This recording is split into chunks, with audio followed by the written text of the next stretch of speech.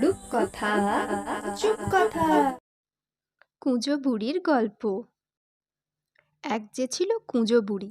সে লাঠি ভর দিয়ে কুঁজো হয়ে চলত, আর তার মাথাটা খালি ঠক ঠক করে নড়ত। বুড়ির দুটো কুকুর ছিল, একটার নাম রঙ্গা আর একটার নাম ভঙ্গা। বুড়ি যাবে নাতনির বাড়ি, তাই কুকুর দুটোকে বললে, তোরা যেন বাড়ি থাকিস, কোথাও চলে টলে যাস নে। রঙ্গা ভঙ্গা বললে আচ্ছা। তারপর বুড়ি লাঠি ভর দিয়ে কুঁজো হয়ে যাচ্ছে, আর তার মাথাটা খালি ঠক ঠক করে নড়ছে। এমন করে সে খানিক দূর গেল। তখন এক শিয়াল তাকে দেখতে পেয়ে বলল, ওই রে, সেই কুঁজো বুড়ি যাচ্ছে, বুড়ি তোকে তো খাবো। বুড়ি বললে, রোস, আমি আগে নাতনির বাড়ি থেকে মোটা হয়ে আসি, তারপর খাস। এখন খেলে তো শুধু হাড় আর চামড়া খাবি, আমার গায়ে কি আর কিছু আছে? শুনে শিয়াল বললে, আচ্ছা, তবে মোটা হয়ে আয়, তারপর খাবোক্ষণ। বলে শিয়াল চলে গেল।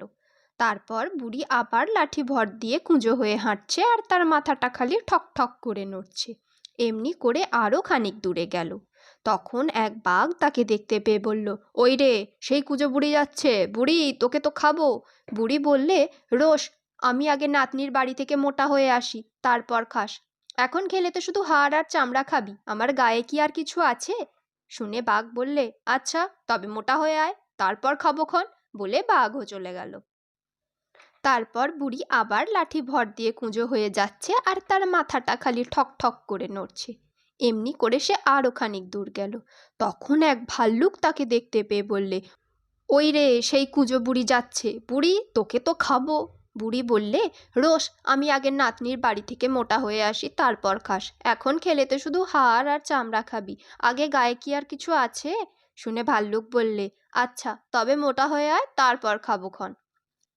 এই বলে ভাল্লুক চলে গেল। বুড়িও আর খানিক দূর গিয়েই তার নাতনির বাড়ি পৌঁছলো। সেখানে দই ক্ষীর খেয়ে খেয়ে এমনি মোটা হলো যে কি বলবো, আর একটু মোটা হলেই সে ফেটে যেত। তাই সে তার নাতনিকে বললে, ও গো নাতনি, আমি তো বাড়ি চললুম, এবারে আর আমি চলতে পারবো না, আমাকে গড়িয়ে যেতে হবে। আবার পথে ভাল্লুক বাঘ শিয়াল হাঁ করে বসে আছে, আমাকে দেখতে পেলেই ধরে খাবে। এখন বল দেখি কি করি? নাতনি বললে, ভয় কি দিদিমা, তোমাকে এই লাউয়ের খোলটার ভিতরে পুরে দেব, তাহলে বাঘ ভাল্লুক বুঝতেও পারবে না, তোমাকে খেতেও পারবে না। বলে সে বুড়িকে একটা লাউয়ের খোলের ভিতর পুরে তার খাবার জন্যে চিড়ে আর তেঁতুল সঙ্গে দিয়ে হেইয়ো বলে লাউকে ধাক্কা দিলে, আর লাউ গাড়ির মতো গড়গড়িয়ে চলল।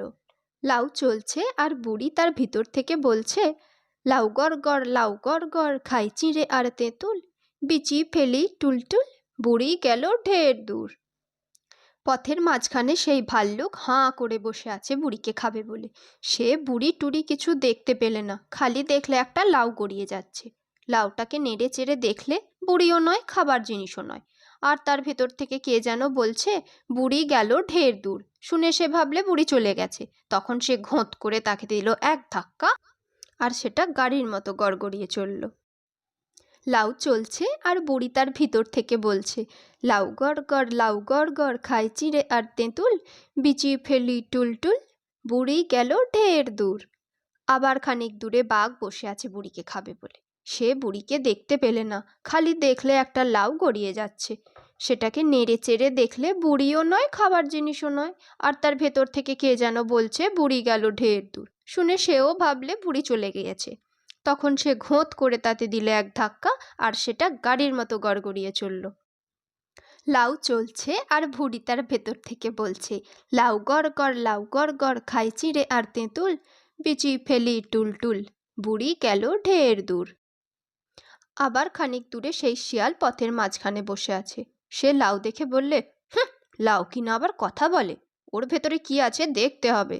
তবে সে হতভাগা লাথি মেরে লাউটা ভেঙেই বলে কিনা, বুড়ি তোকে তো খাবো। বুড়ি বললে, খাবি বই কি, নইলে এসেছি কি করতে? তা আগে দুটো গান শুনবি নে?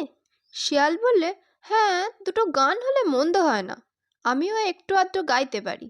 বুড়ি বললে, তবে ভালোই হলো, চল ওই ঢিপিটায় উঠে গাইবো এখন।